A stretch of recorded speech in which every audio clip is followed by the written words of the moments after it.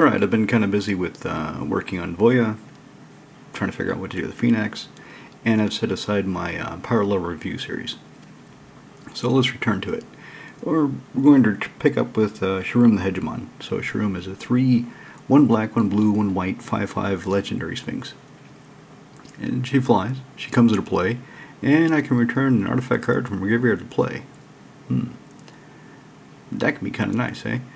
And I'm going to assume that a lot of my viewers now probably have not seen Sharum before. She's an older commander. She was printed in, when was she printed? 2008. Shards of Alara. So she's, pretty old now.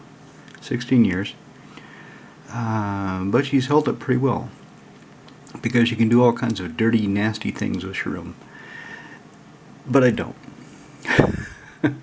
I dirtle with Sharum. I play with my artifact toys. Let me show you some of those toys are. So first off, land. So I've got one of the reasons I play her really is I've got all these foils, and I just like looking at them. So I've got this Arcane Sanctum. It comes into play tapped, and it gives me a Mana Vesper colors. I've got Tethered Age. I'd like to get him in foil, but I just haven't wanted to pay the price that he commands for foil. And this flat one does the same thing as a foil one. Just doesn't quite look as pretty, but he does what he does. So 2 black blue for a 3 loyalty planeswalker. Look at the top. We have 5 cards in my library. I can show an artifact card from them, put it in my hand, put the rest in the bottom in any order, so he can filter for artifacts. I can make an artifact become a 5/5 creature by neg-1ing him. And for neg-4, target player loses X life and I gain X life, where X is twice the number of artifacts I control. That can be really good with the dirty combo I have left in Sharum. Okay, graveyard control. Sacrifice it, exile the graveyard, make my artifacts cheaper. There are only 2 non-artifact, non-planeswalker permanents in the deck. I believe I have 3 planeswalkers. I at least have 2. And I only have 2 non-artifact creatures. So he makes the deck, pretty much the whole deck, cheaper. Copper Gnomes. Comes to play for 2. Spend 4 at instant speed now. You can do this at any time. Choose an artifact card in your hand, put it into play by sacrificing him. Because you start with 11 gnomes and a room full of parts, come morning you'll have 10 and a monster like Switch you've never seen. This is one of the newest inclusions. So I opened this guy in a pack, and I sold him, traded him, something. And then I opened another box of MH2 and I got this guy again. And I thought, I should do something with him. I should shove him into a deck somewhere. And at first I thought Sigarda, but he didn't really fit Sigarda. And he's an artifact creature, so I shoved him in Sharum. Okay, fine. Maybe I'll draw a couple of cards. My god, this guy is good. Now I know all the modern guys want him and they're willing to pay 20 euros for his ass.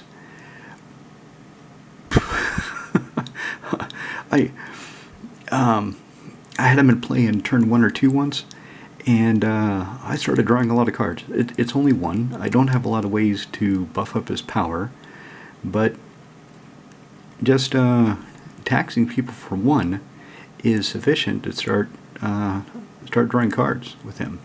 And yeah, it is non-creature spells, but there's a lot of non-creature spells that are being played these days. It seems like there are a lot more than there used to be. Just a moment.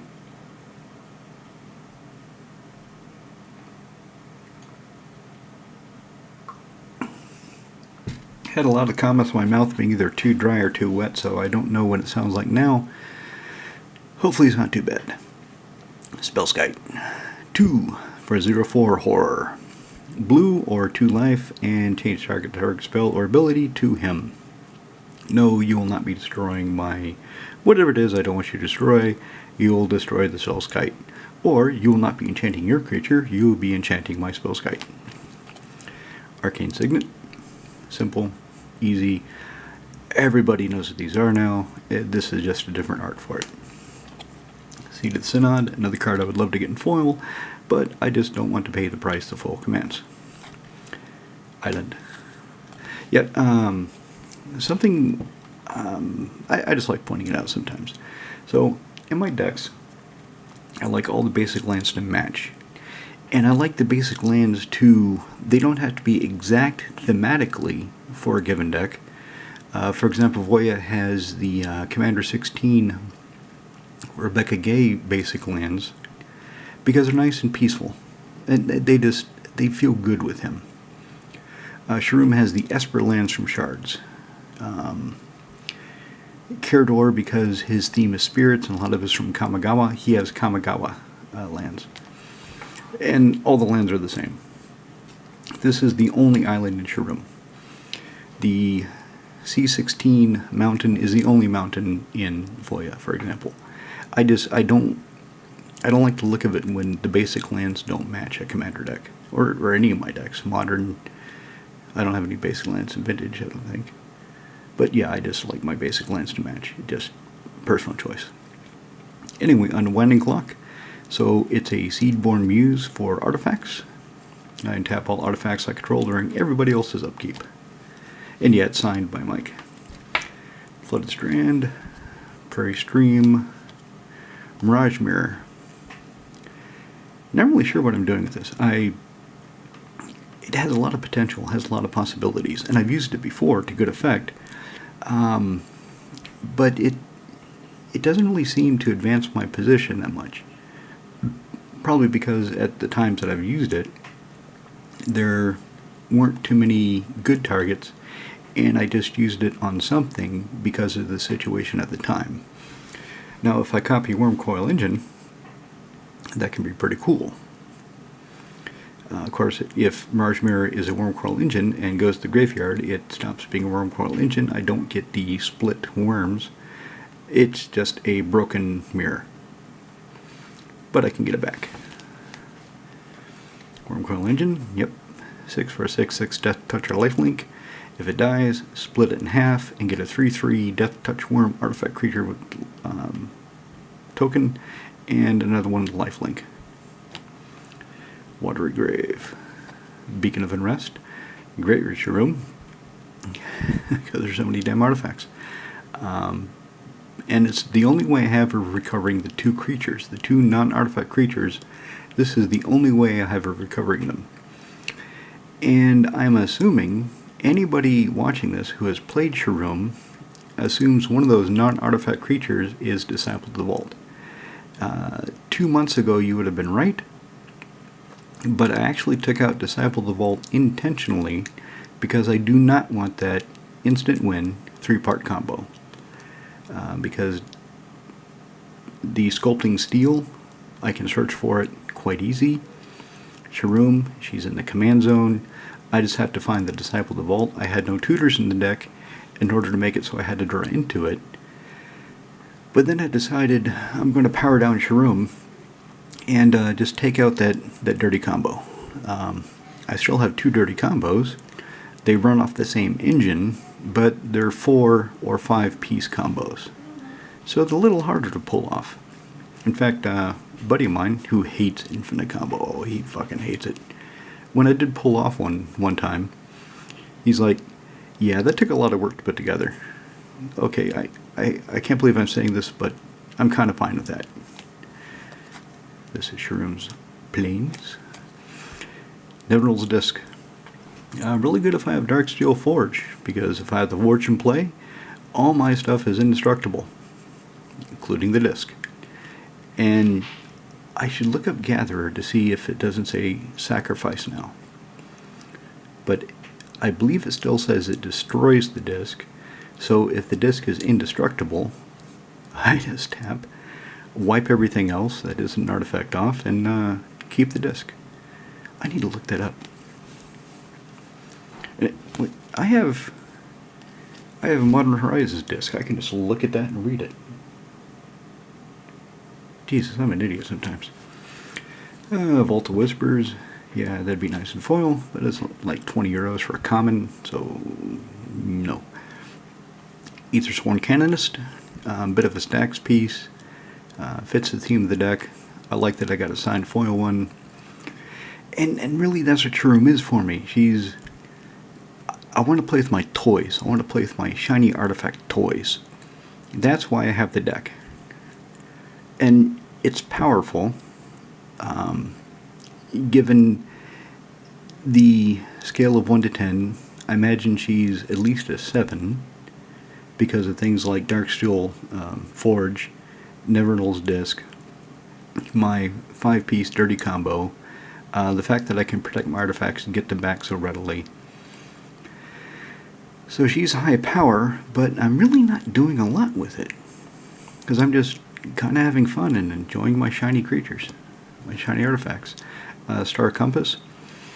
Turner Tige has a plane shift foil Star Compass, and I had some credit, and there are 2 decks I'm trying to finish, and instead of doing the smart thing and finishing those decks or getting them closer to finish, I went ahead and did the dumb thing, and I burned my credit on getting that plane shift foil Star Compass. I ordered it, I have to go pick it up. But all the stuff that I want for those 2 decks are reprintable. Star Compass, you're looking at it, so it's obviously reprintable. But I don't think the plane shift version is. And I just want it, and it's good. Yeah, it comes to play tapped, but as long as you have the basic lands, it's pretty much an arcane signet. City of Brass. Oh, I love this. I love this card. I don't love City of Brass, I just like having this foil copy. Years ago, before I sold out, I had one. And when I picked up the game again, when I started buying into it again, this is one of the first cards I rebought. And I rebought into it at a good time. It's now worth quite a bit more than I paid. But if I sold it, I couldn't buy it back. I couldn't justify spending the money. So I keep it because I like it. Master Transmuter, another card I love for the art, especially in foil. She protects my artifacts. So if somebody's going to target one of my artifacts, I can just bounce it back to my hand and drop it on something else. Ideally something else bigger and better, some other threat, but it doesn't really matter. If somebody's targeting my Darksteel Forge for exile, and I pick it up and I drop in a Mana Crypt, I'm still coming out ahead. Unless they destroy the artifacts when my Forge is in my hand. Then I'm a little bit behind. Walking Atlas. I like this guy. I like this guy a lot in non-green decks. 2 for a 1/1 construct, you just tap him and put any land you want from your hand onto the battlefield, untapped, use it right away, go ahead, do it on your opponent's turn. He's just cool. Memory Jar, one of the primary draw engines. There's been a few times, play the jar, break the jar, don't get anything I'm really digging for, play Sharum, just to get the jar back, break the jar, look some more. There's been times where every turn for 3 turns in a row I'm breaking a jar because I'm digging for something. And that's another reason I took the Disciple of the Vault out, because doing the digging I could find him even though I'm not intentionally looking for him, and then I just win the game, and I didn't want to do that. Ancient Den, the trifecta of artifact lands. Glimmer Void. If I control artifacts, it goes away, but usually that doesn't happen. My boxes, I don't know if you can see it, there's a little paper flake. So the way my cards sit in my cardboard boxes is like this, and this edge touches the side of the cardboard box, and the cardboard boxes are old and they're starting to flake, and some of that paper is starting, the dust of the paper is right here, and the little flake can intrude and get into the perfect fit, or not into the perfect fit, but between the perfect fit and the sleeve.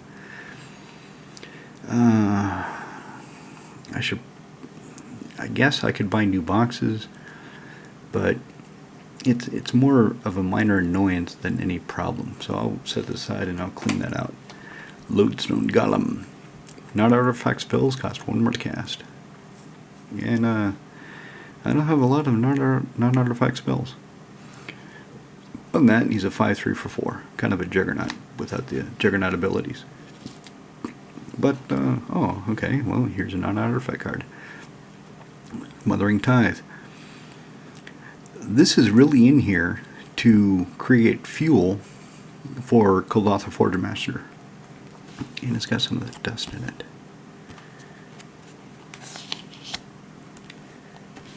I need to look at my boxes. So it comes into play for 4. Whenever an opponent draws a card, they may pay 2 instead of 1, but 2. If they don't, I get a treasure token. And then I can use those treasure tokens to find things to the Forge Master. Or just eat them. Cast things. You know, the normal shit. Darksteel Colossus. So, when I had the deck... So, I had the deck originally about 15 years ago. Maybe 16 years ago. Maybe when she first came out. And, yeah, I built it kind of oppressive.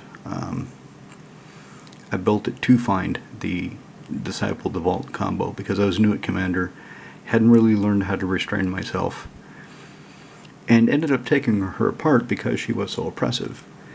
When I rebuilt her, about a year and a half ago, when I acquired find it, I'll show it to you.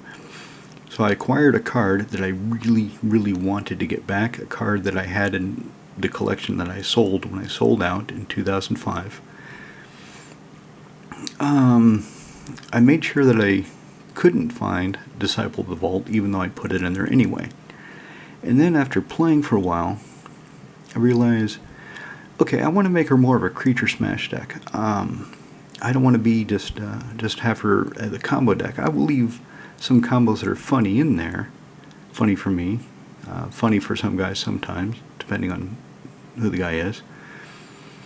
And I put in the Darksteel Colossus because he had no home really. He fits in Animar, but I had taken him out of Animar in favor of Eldrazi Titans. And even in Animar, I took out Ulamog the Ceaseless Hunger, and I buy-listed him because I don't want to attack people and exile the top quarter of their library, because usually at the time he would come down, roughly 80 cards are left in the library. And I just didn't want to do that. And with Sharum, I decided I wanted more fun creatures. And the Iron Giant here, being homeless, he fits. Island. There's Sculpting Steel. So, Sculpting Steel, Sharum the Hegemon. You play Sculpting Steel with the Disciple of the Vault out. You cast Sharum. No, you cast Sharum. Then you play the Steel, copying Sharum. State-based effects go off. It's legendary. So, you sacrifice Sculpting Steel. But the trigger of returning an artifact card from graveyard to play is still on the stack. So you target the Sculpting Steel.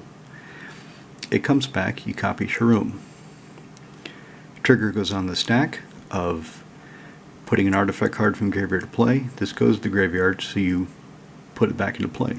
Every time you do this, every time an artifact goes to the graveyard, Disciple of the Vault causes, I forget if it's all opponents or one, but they lose 1 life. And anyway, once you start the engine, there isn't any way to stop it. It's just an infinite blah blah blah blah blah blah blah. Kill everybody combo. 3 cards, really easy to do, so I don't have it in here. Don't want it.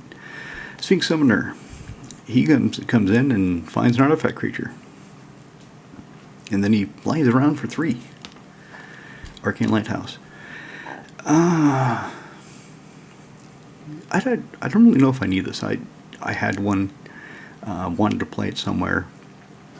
Sharum is the deck that can handle the most colorless mana producers. She's pretty mana hungry for blue sometimes, but since about half the artifacts are colorless, she can handle more colorless mana producers.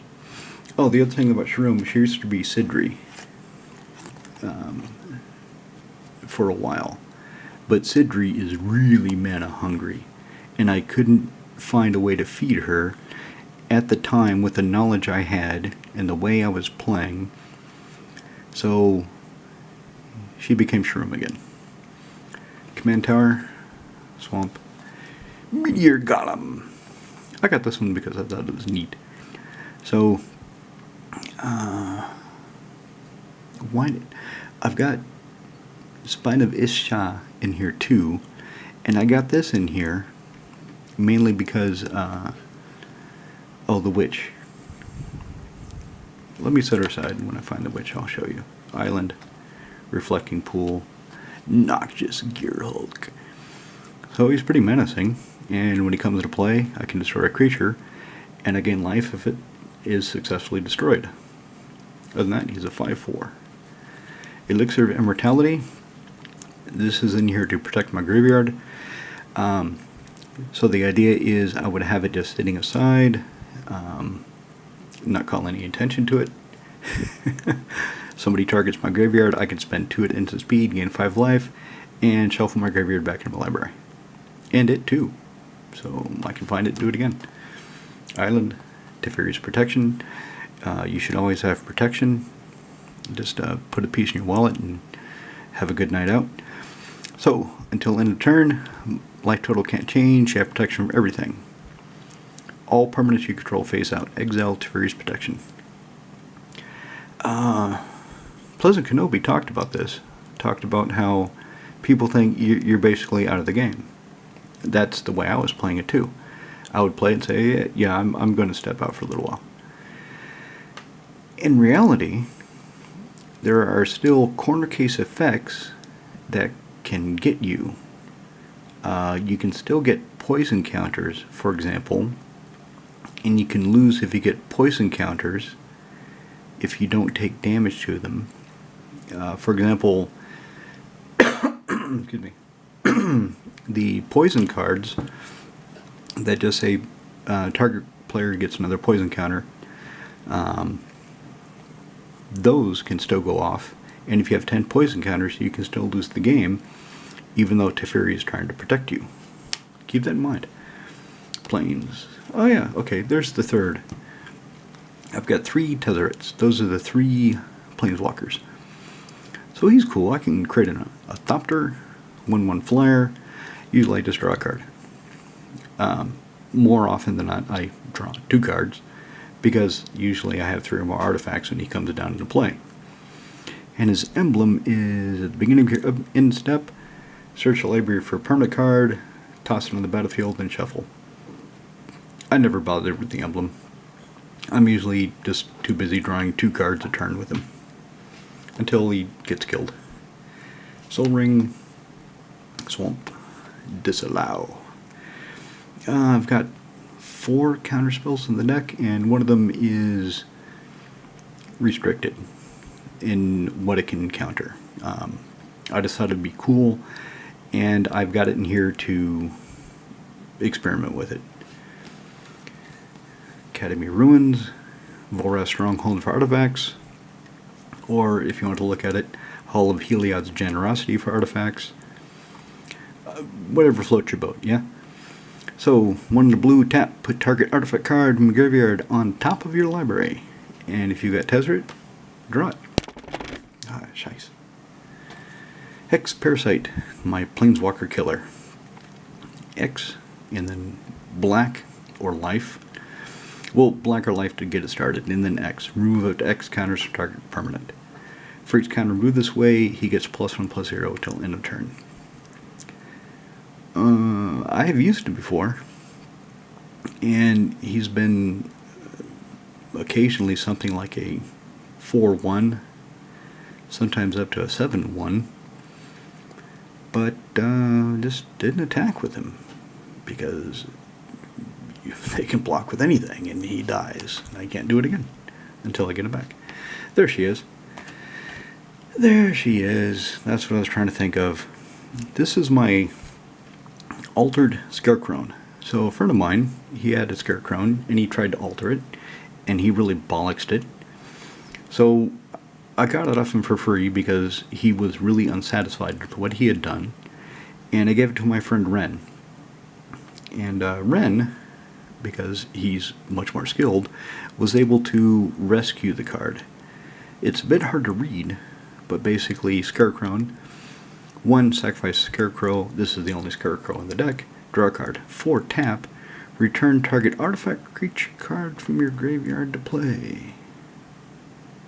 That's an artifact creature. So, 4, tap, boom, something dies. Speaking of dying, my camera battery is about to go. I'm going to be having a part 2.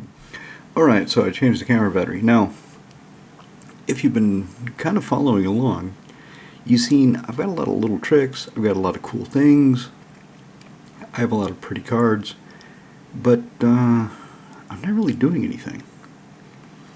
I don't have any grand strategy. I don't have any super win conditions that you've seen yet. Yeah, I've got Darksteel Colossus, 11/11 Indestructible Trample, that's a threat. I've got Meteor Golem, I've got ways of getting it back and blowing things up. Same with Noxious Ghoul. Scarecrow can get the ghoul back. But, most of it's just kind of there. But that doesn't bother me with this deck. She's powerful. She has a lot of strong effects, but I don't think I'm being oppressive with it. I don't think, even though my opponents complain sometimes about some of the cards they see, especially when I get to it, I'll show you. I don't think it's that bad. Let me know what you think. Let me know if you think I'm smoking crack, and actually it is that bad. I'm curious. Again, I think it's about a power level 8, just based on how effective it is, how synergistic it is. But it's not an 8 based on my ability to win the game. Maybe. I'll show you the combo when I get done. So, Erratic Portal. This is another way of protecting my things, my creatures. I can bounce them back to my hand. If my opponents aren't paying attention and they forgot this is in play and they tapped out, I can bounce their creatures too if it's profitable to me.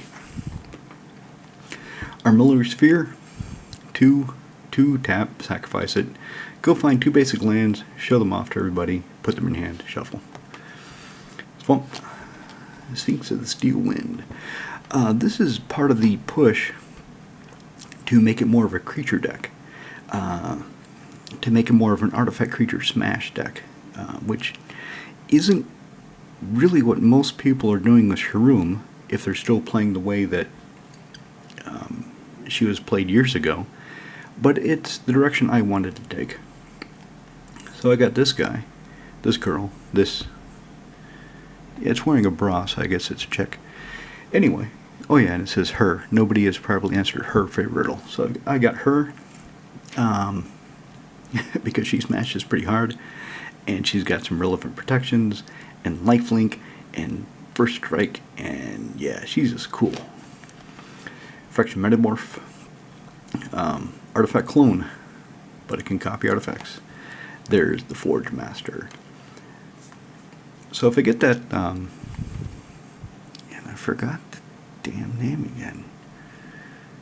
Smothering Tithe. Yeah, that's it. So if I get the Smothering Tithe and start pumping out some treasures, really it's in here for the Forge Master. But of course, in a pinch, Forge Master can also protect himself from exile because I can sacrifice him as one of the artifacts.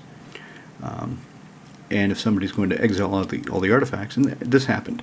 So the genie was casting a spell that exiled them. Didn't destroy, exiled, and I didn't like that. So I triggered Forge Master, and he disallowed it. And I was like, oh, you bastard. Now I'm blown out of the water. Because I had like 12. I had at least 12 good relevant artifacts, and with 3 or 4 of them, I kind of needed them to win the game at that point, and they were gone. Because I was greedy and dumb, and I didn't sandbag a counterspell when I should have. Yep, I should have kept that in my hand instead of countering something that really didn't matter. Sunken Hollow, Marsh Flats. Tutor the Seeker. As I said in the Phoenix video where I'm introducing him as a test bed of strange ideas that I want to try out, I believe I have 4 copies of Tezzeret spread throughout my commander decks. Sharum has 1, Phoenix now has 1, Azami has 1, and I believe if anybody else has 1, it would probably be Sig. But anyway, even if I only have 3 Tezzeret the Seekers represented in my commander decks, for me that's starting to become ubiquitous, starting to blur them. Even though I have 70 commander decks, well, 2 of them don't count because of the Lord of the Rings. With my way of thinking, it starts to make them the same, even though it's only 1 card. I know it doesn't make any sense. It's not logical, especially when I have an Eternal Witness in all of my green decks, but 3 of my green decks, 2 of them Lord of the Rings, so they can't have 1 anyway, have an Eternal Witness. So she's really overrepresented, but for some reason it doesn't feel the same as something like Tezzeret. Volted the Archangel. This is a holdover from when the deck was Sidri. Sidri says, I think it's spend black and blue, target artifact becomes an artifact creature with power toughness equal to its CMC. And then you can spend black and white, and I think 1 more, I think one black, 1 white, tap, and your artifact creatures get death touch and lifelink until end of turn. I can't recall offhand what Sidri did, but I had this in here as a backup effect. And when I broke Sidri, set her pieces aside, waited, and rebuilt them as Sharum, I just put this back in. Works pretty good in here. Steel Hellkite. This is another part of the push to have more artifact creatures. I took this from Animar because I want to buy another foil copy in this treatment. I don't like the other art, the promo art that they reprinted in the Brothers of War versions of Steel Hellkite. I don't like that. I just, the dragon doesn't look as impressive to me. So ultimately I'll buy another foil Steel Hellkite and give it back to Animar. But for the moment, I only had 1 copy and Sharum needed it more. Animar, he can have pretty much any damn creature he wants, as long as it's colorless, blue, green, or red. Animar's just wide open. It's fabulous. I love that deck. Darksteel Forge. 9. Or, I've got the Forge Master, I've got 3 treasures, I'm just going to find it. Artifacts you control are indestructible. And what's interesting to me is this Darksteel version is quite expensive compared to the other ones. Even though they look the same, even though it had a printing where the full frame, it's not the new frame where it's rounded down here, but the quote is different. I forget the other quote. I think it's from Elish Norn, not Pontifex. But the quote seems to be what makes this more valuable, in my mind. I could be wrong. Plains, Swamp. One of the 2 non-artifact creatures, Padim, Console of Innovation. Artifacts you control of hexproof, but he does not unless I make him into an artifact. And I didn't put any way in the deck of doing that because it would pretty much only apply to him and the other non-artifact creature. So with only 2 cards that I would want to liquid metal coating, it just didn't seem worth the slot. So taking the risk that he'll get killed. Poor Padim. Even though he looks like an artifact creature, doesn't he? Look at his face. It looks like he's wearing a metal mask. So anyway, my artifacts have hexproof, beginning with upkeep. If I have the artifact with the highest CMC, or tied for the highest CMC, I get to draw a card.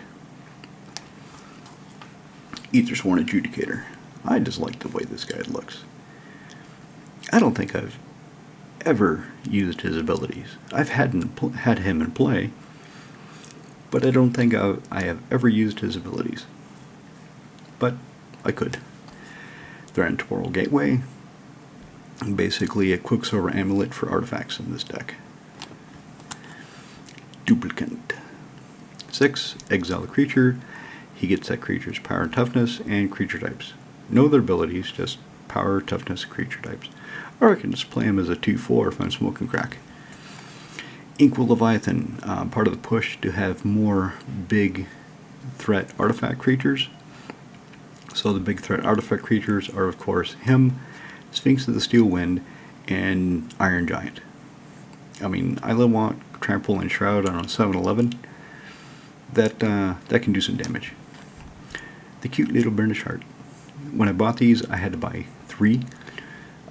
2 for myself, 1 for my daughter, because I knew when she saw it, she would start asking for one, and I would naturally give in at some point and give one to her. So I just crashed it and bought her one. And it was cheap anyway. I think it was 10 crowns, which is 50 cents American,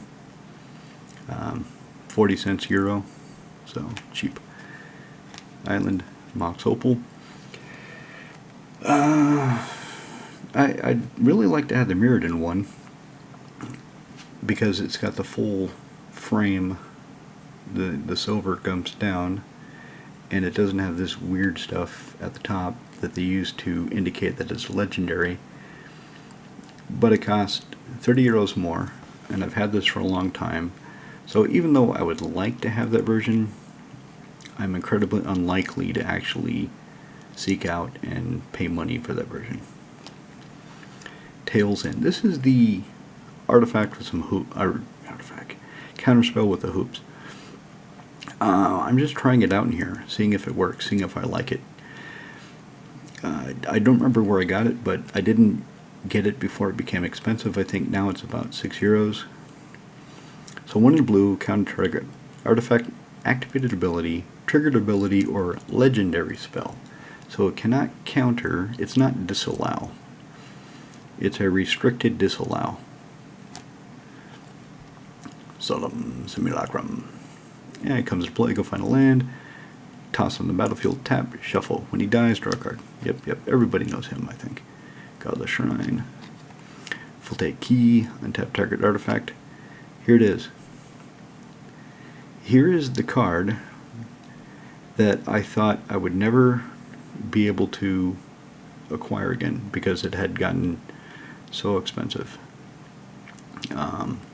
I had one when I sold out in 2005, and then when I got back into the game, I wanted to buy one, but it was expensive even then, and then the price just kept going up and up, and then finally Ren had a copy, and Ren wanted to sell a lot of his cards, so I bought it off him because Ren gave me payment terms.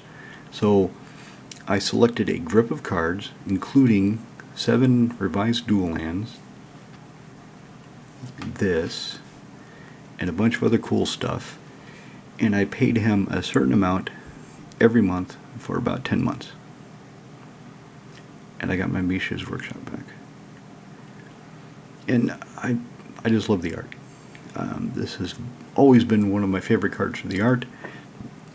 Like I said, for the longest time, I thought it would be unobtainable for me again, but I managed to get one. And I was talking to my wife because I want her to appreciate how much these cards are worth, so if I die, she won't get ripped off when she goes to sell them, because she probably would sell them. And I told her how much it's worth, and she was like, "It's worth what?" And I said, "Yes." "Are you kidding me?" "No. No, I am not." And this is the card that my friends like to complain about. Even though I'm not really doing anything dirty with it, just the fact I have it in the deck, sometimes they complain about it. One of the lads in particular, the other one is new, so he doesn't care. And the fourth one, he just doesn't care in any case. But I want to play it. Swamp, Island, Baleful Strix becomes a play, draw a card. This is another new addition to the deck that I should have put in before. So I opened this in a pack a year ago. A year ago, I was at Comic-Con Prague in April. I bought a bunch of MH2 packs from the Cherney Retige booth, just because I had money burning a hole in my pocket. And I got this. And I stupidly didn't know what to do with it. It didn't go in any of my modern decks.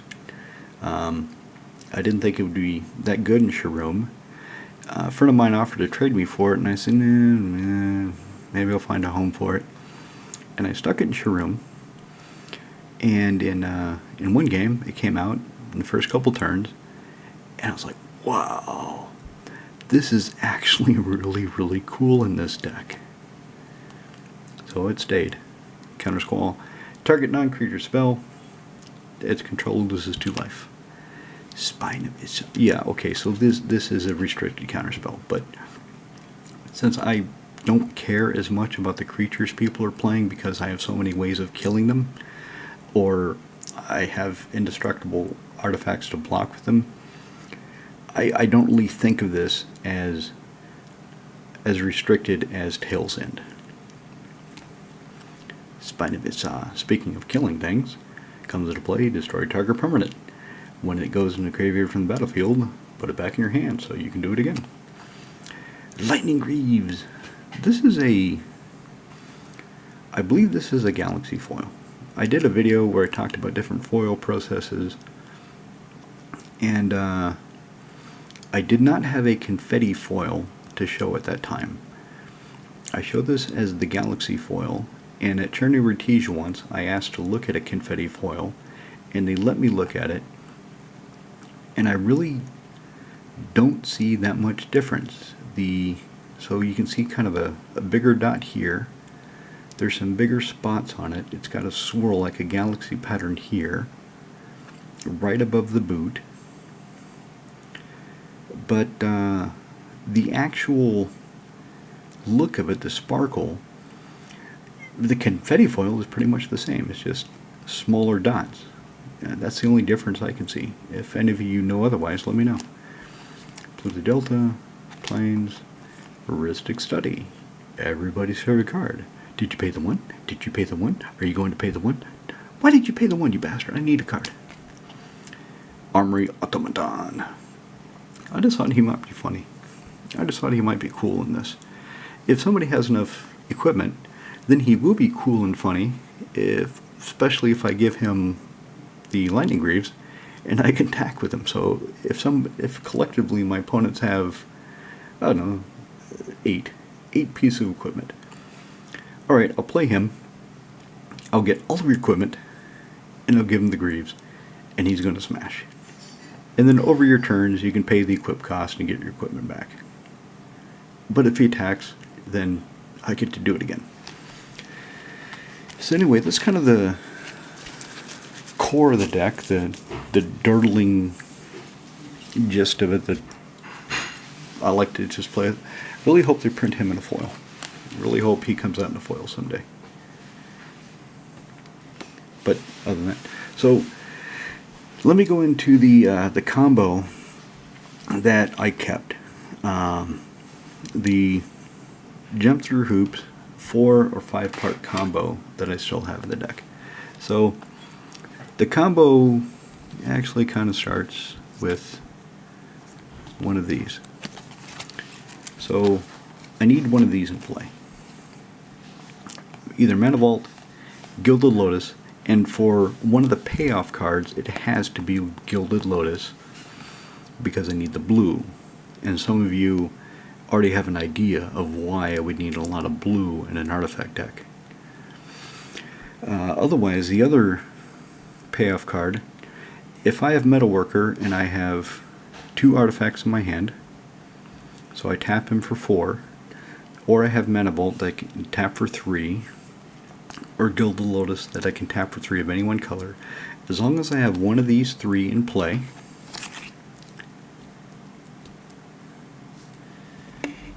get it so you can see it on camera, so I need one of those 3 in play. If it is the Gilded Lotus or the Mana Vault, then I have to have Karn Silver Golem in play to make them into an artifact creature. So he's already a creature. I don't need Karn with a Metalworker. Lotus and Mana Vault are not, so I have to have Karn in order to make them into an artifact creature. That is key. That is important. Because I can spend 2 to untap target artifact creature. So you're probably seeing where this is going. Let's start with, let's say it's Gilded Lotus. So Gilded Lotus, Karn, Karn, and Voltaic Construct. Tap Lotus for 3 blue, spend 1, Lotus becomes an artifact creature. Spend another 2, untap the now artifact creature Lotus. Tap it for 3, spend 2, untap it. Tap it for 3, blue, spend 2, and tap it. You can see how that works. So if I have the Metalworker, I don't need Karn, as long as I have 2 artifact cards in my hand, because he'll tap for 4, and then I spend 2 to untap him. Tap him for 4, and just keep showing the artifact cards in my hand. Mana Vault, tap it for 3, turn it to a creature, spend 2, untap it, tap it for 3, spend 2, untap it. So you see how this goes. Now there's 2 payoff cards. With Gilded Lotus, and this is why it has to be Gilded Lotus, and I did this once. And Yiji, who hates Infinite Combo, because to him it's just, he's played a lot of Commander, and he's seen a lot of guys just jam their decks full of tutors, make it really easy to put the combo together, and just win the game out of the blue on the spot. Bang, screw you guys, I win. And it's a bad feeling. That's why I took out the Disciple of the Vault, because I don't want to do that. But when I did this, when I had Gilded Lotus, Karn, Voltaic Construct, and Memnarch, when I got all 4 out, and I did it, his face, you could tell, he wasn't really happy, but after thinking about it, he said, okay, I don't like Infinite Combo, it's bullshit, but I can appreciate that because it took some work. He said something to that effect. So Memnarch, if I have infinite blue, I can turn all other permanents, all permanents my opponents control, into artifacts and steal them at instant speed. So that's kind of funny. And then for colorless, I used to have Rocket Launcher, but I took out the Rocket Launcher because it comes to play tapped, has Summoning Sickness. I just really didn't want to do it. And I found out about Urza, Prince of Krug. So I cannot search for him. I cannot find him because he's not an artifact. So if I do not have Gilded Lotus, but I have the other 3 pieces, I have a Mana Vault, a Metalworker, a Voltaic Construct, and Karn, but I don't have Urza, then I can't kick off the Infinite Combo, and I can't find him. I don't have a Demonic or Vampiric Tutor or anything like that in here. But anyway, if I generate infinite colorless mana, I can create tokens that are a copy of an artifact I control, except it's a 1/1 soldier. And I thought it would be really funny if I had either Darksteel Colossus or Darksteel Forge, and I created a few hundred 1/1 soldier copies of them, imagine that. 100, of course with him there'd be 3/3s. But I expect before my combats, if I don't do it at instant speed at the end of the opponent's preceding me, at his end step, if I do it on my turn for some reason, yeah, he's going to eat a removal spell. Somebody's going to kill him. So I would have a grip of 1/1 Darksteel Forges. So I would have 100 1/1 Darksteel Forge soldier tokens, which is pretty damn funny. Just one Toxic Deluge and they all die. But I don't know. None of you are probably finding this as amusing as I am. And I'm probably enjoying this too much as I talk about it more. But that's the infinite combo potential in Sharum. And that's another reason why she's a high power, is so I have this stack of just fun things to do, just neat little tricks, neat little toys. I'm like a kid in a candy shop when I play Sharum. And then I have this potential Rubik's Cube, no, Goldberg. What was it called? A Goldberg device? But anyway, I've got this as a potential way to win the game. And that's Sharum. High power level. Just to give it a number, like I started, I'd say 8. And I'm really looking forward to your thoughts on her. If I've gone overboard, if she's even higher than an 8. And also, if there's anything you think I should have in here, for any reason, and all your reasons are interesting. I've had a great time reading the comments and getting the conversation on my other decks. So, as always, if there's any card you think I should have in Sharum, let me know what card, why, and also what you would take out. What should I take out for whatever you recommend? Because it's easy to recommend cards to go in, it is hard to recommend cards to cut.